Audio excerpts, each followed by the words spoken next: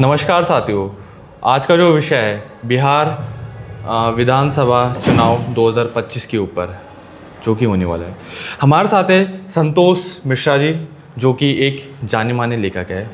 Sir, सबसे पहले मेरे आपसे एक सवाल है कि जो बिहार में 2025 के जो चुनाव होने वाले हैं, ऐसा क्यों हो रहा है कि ना चाहते हुए भी जो पुराने जो सरकार है वो कहीं ना कहीं अपना दबदबा आगे लेकर चल रही है और जो नई पार्टीज आ रही है उनको इतना सपोर्ट नहीं मिल पा रहा है। देखिए, जो सरकारें हैं या कहीं ना कहीं लोग उनके काम से खुश होंगे, इसीलिए उनका दबदबा मुझे लग रहा है जो आप कह रहे हो कायम। आपने कुछ रिसर्च की है इस बारे में, ये अच्छा लगा सुन के मुझे भी कि पुरानी पार्टियों में दबदबा। इसका मतलब ये जो नई पार्टियां आ रही हैं, क्योंकि लोग क्या है ना, अब खाली बिहार तक सीमित नहीं रहते। दिल्ली में नई पार्टी आई अरविंद केजरीवाल की, तो लोगों ने उसे देखा एक दो बार, तीसरी बार वो चुनाव हार गए। बहुत सारे वादे भी किए उन्होंने कि हम ये करेंगे। तो कहीं ना कहीं लोगों को लगता है कि हमें वादों से नहीं, हमें जो काम से अपने मतलब है।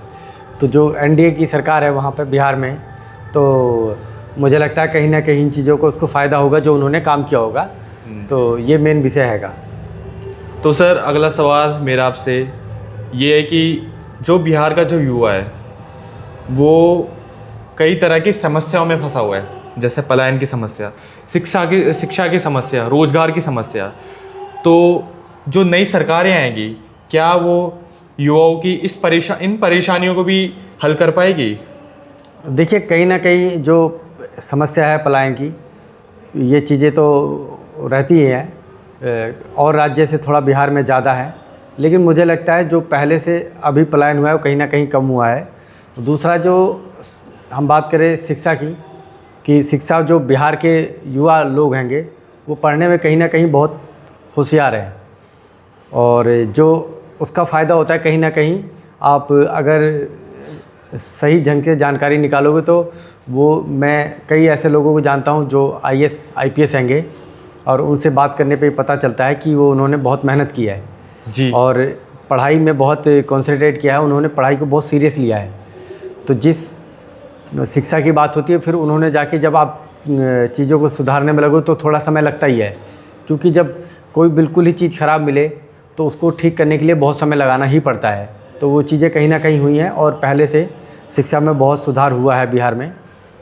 तीसरा जो विषय है वो युवाओं का जो रोजगार की, तो इसका सबसे जो मुझे कारण लगता है, जो पिछली सरकारें रही हैं वो कहीं ना कहीं रोज़गार ना दे पाने का मेन कारण ये था कि जो सेफ्टी या सिक्योरिटी या जो अर्थव्यवस्था को लेकर चीज़ें बनती हैं, रोड मैप तैयार किया जाता है, कहीं ना कहीं वो और व्यापारियों को अपनी तरफ आकर्षण करने में कामयाब नहीं रहे। उसका मेन कारण यही लगता है कि युवा जो है वहाँ से पलायन करता है। और अगर वहाँ रोज़गार मिले, जैसे आपको याद होगा कि टाटा जो पहले बंगाल में लगनी थी, तो कहीं ना कहीं भूमि अधिग्रहण की समस्या हुई और वो टाटा की कंपनी उठ के गुजरात चली गई। तो कहीं ना कहीं गुजरात के लोगों को उसको बहुत फ़ायदा हुआ। इसी प्रकार अगर बिहार में भी दो चार बड़ी कंपनियां या विदेशी कंपनियां भी इन्वेस्टमेंट करती हैं आजकल, तो उसका बहुत फ़ायदा होने वाला है। तो सर, अगला सवाल मेरा आपसे ये है कि अभी तक जो सरकारें हुई हैं उन्हें ज़्यादातर वोट भाषा और जाति व्यवस्था के आधार पर मिला है।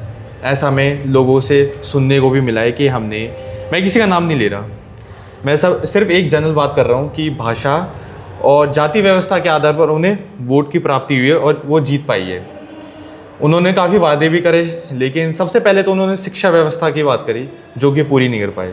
मैं दोबारा आपसे ये सवाल उठाना चाहता हूँ कि क्या इस बार जो नई सरकारें आएंगी वो वादे करे है उन्होंने जो वादे करे, क्या उसको पूरा कर पाएगी? देखिए, कहीं ना कहीं जो युवाओं की बात होती है तो ये चीज़ें तो कहीं ना कहीं रहती हैं, लेकिन जब जाति और आप इसके ऊपर चले जाएंगे तो ये बहुत भारत के अंदर बहुत ज़्यादा कि ये इस जाति का है तो बड़ी समस्या होती है। लेकिन मुझे जो लगता है कि जो पढ़े लिखे लोग हैं, बिहार एक पढ़ा लिखा राज्य में धीरे धीरे मैं मानता हूँ, इतना नहीं लेकिन इतने पढ़े लिखे लोग हैं कि घर में आपको कम से कम अगर 5 मेंबर हैं तो 3 या 4 लोग पढ़े लिखे लोग मिल जाएंगे और वो उन चीज़ों को समझते भी हैं। तो कहीं ना कहीं उनको जो वादे होते हैं या जो पिछली सरकारों ने काम किए हैं या जो आने वाली सरकार के वादे हैं या जो कैंडिडेट चुनाव लड़ रहे हैं, तो ये क्योंकि चुनाव के टाइम के वादे होते हैं, चुनाव के बाद जो सरकारें बनी कितना उन्होंने काम किया उस हिसाब से भी लगता है। दूसरा ये है कि अब जो लोग हैं वो बहुत स्मार्ट हैं, तो वो कहीं ना कहीं जो केंद्र में पार्टी होती है, क्योंकि केंद्र से ही सारी चीज़ें लगभग चलती हैं, राज्य की अपनी सीमाएं तो होती ही हैं और अपनी व्यवस्था भी होती है राज्य की, लेकिन कहीं ना कहीं वो केंद्र पर भी डिपेंडेंट रहते ही हैं। तो उसको लोग देखते हुए मुझे लगता है कहीं ना कहीं उस चीज़ का जो केंद्रीय पार्टियां रहती हैं उनको उस चीज़ का फ़ायदा होता ही है।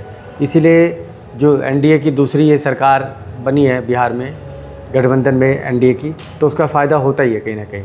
उसी का कारण आप देख सकते हो कि दिल्ली में भी जो सरकार 7 सीटें तो लोकसभा की जो थी बीजेपी की थी, लेकिन आम आदमी पार्टी विधानसभा में थी, तो कहीं नहीं कहीं लोगों को लगा उन्होंने आम आदमी पार्टी के वादों को और उन चीज़ों को बिल्कुल नकार दिया और एक नई पार्टी देखने को दिल्ली में भी मिली, बीजेपी, जो 27 साल बाद आई चुनाव में। तो इसी प्रकार जो बिहार का चुनाव भी है, जो युवाओं का मुद्दा है, तो युवाओं को सबसे पहले सारी चीज़ें देखते हो, क्योंकि युवा जो है ना बहुत सारी चीज़ें अपडेट हो गया है और वो सब चीज़ों पर नज़र भी रखता है। तो इसका कहीं ना कहीं मुझे लगता है बहुत स्मार्ट हो गई है जनता, तो उन चीज़ों को ध्यान रखेगी। जैसे कि मैंने आपसे 3 प्रश्न पूछे थे, शिक्षा व्यवस्था, रोजगार और पलायन। आपने बताया कि बिहार में काफ़ी बदलाव भी आए हैं। तो मेरा सर आपसे ये प्रश्न है कि कुछ समय पहले जो बिहार में पटना मेट्रो बनी थी उसका हाल आपने देखा ही होगा। तो हर बार हम सरकार को भी दोष नहीं देख सकते हैं, हम जनता को भी दोष नहीं देख सकते। तो मेरा आपसे ये प्रश्न ये है कि ऐसा क्यों हुआ होगा? क्या हर बार हमें सरकार को ही दोष देना चाहिए या फिर इसके ऊपर आपकी क्या राय है? देखिए कहीं ना कहीं ये हमारी भी जिम्मेदारी बनती है एज ए नागरिक कि हमारे जो अपने कर्तव्य हैं उनका हम सही से पालन करें और चीज़ों को ठीक करना। सरकार एक नीति, हर चीज़ सरकार, लेकिन कहीं ना कहीं वो लोगों को जोड़कर ही बनती है। तो इसका कहीं ना कहीं हमें आसपास अपनी चीज़ों पर ध्यान रखना चाहिए। जैसे स्वच्छ भारत मिशन नरेंद्र मोदी ने चलाया, या अभी आप ये कह सकते हो कि एक पेड़ माँ के नाम। तो ये कोई ऐसी चीज़ें जो हमें खुद भी करनी चाहिए कि कुछ चीज़ों को चेंज करने के लिए ये नहीं कि सब कुछ सरकार ही करेगी। सरकार नीति बना सकती है, व्यवस्था में चीज़ें प्रोवाइड कर सकती है, लेकिन सब कुछ करना जनता की भी जिम्मेदारी बनती है कि उन चीज़ों पर ठीक से नज़र रखें। जैसे कई बार हम और आप रेल या बस में जाएंगे तो ये लिखा भी रहता है कि ये रेल की संपत्ति जो है ये आपकी अपनी संपत्ति है, तो उस हिसाब से इसकी सेफ्टी या चीज़ों को बर्बाद न करें। इसी प्रकार जितनी व्यवस्था चीज़ें, क्योंकि प्रकृति ने बहुत सारी चीज़ें हमें दी हैं, तो कई बार हम लोग प्रकृति से भी खिलवाड़ करते हैं, लेकिन उस चीज़ का भी नुकसान होता ही है कहीं ना कहीं। तो सर आपके अनुसार जो अभी ऐसी कौन सी सरकार है जो अभी बहुत बेहतर काम कर सकती है और जो बहुत बेहतर रूप में आगे निकल रही है?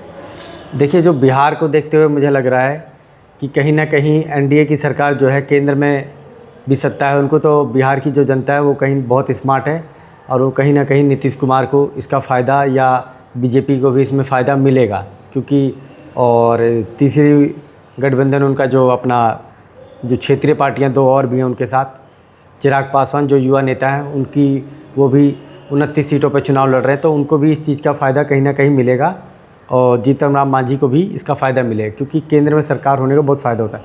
दूसरा ये है कि इनकी जो अपनी एनडीए की सरकार है, इनमें सबसे बड़ा ये भी है कि परिवारवाद की समस्या नहीं रही है। उधर जो अपना आरजेडी या महागठबंधन के साथ उनके कहीं ना कहीं जंगल राज जैसी चीज़ें पुरानी भी रिपीट हो रही हैं, उसके लोगों ने इसीलिए नकार दिया था लालू प्रसाद की पार्टी को भी कहीं ना कहीं उस चीज़ का, और इस चीज़ का नुकसान कहीं ना कहीं मुझे आरजेडी को होता दिखेगा, महागठबंधन को मतलब। सर मेरा अगला प्रश्न आपसे ये है कि ज़्यादातर जनता जो हमारी व्यूअर है वो बिहार से है और हमने ये भी देखा है कि जिनकी सबसे बड़ी सरकार रही है वो नीतीश कुमार जी की रही है, और जो बिहार की जनता है वो ये भी चाहती है कि इस बार भी नीतीश कुमार जी आएँ।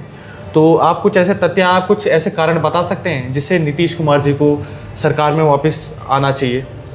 देखिए जो मुझे जो लगता है, कहीं ना कहीं मैं परिवारवाद के ख़िलाफ़ हूँ, क्योंकि हम लोग लोकतंत्र में पैदा हुए हैं, तो मुझे ये लगता है कि उसका नीतीश जी की जो सरकार अगर बनती है तो उसमें ये फ़ायदा तो हुआ ही उन्हें कि परिवारवाद वाली जो कहानी है उनके साथ नहीं है।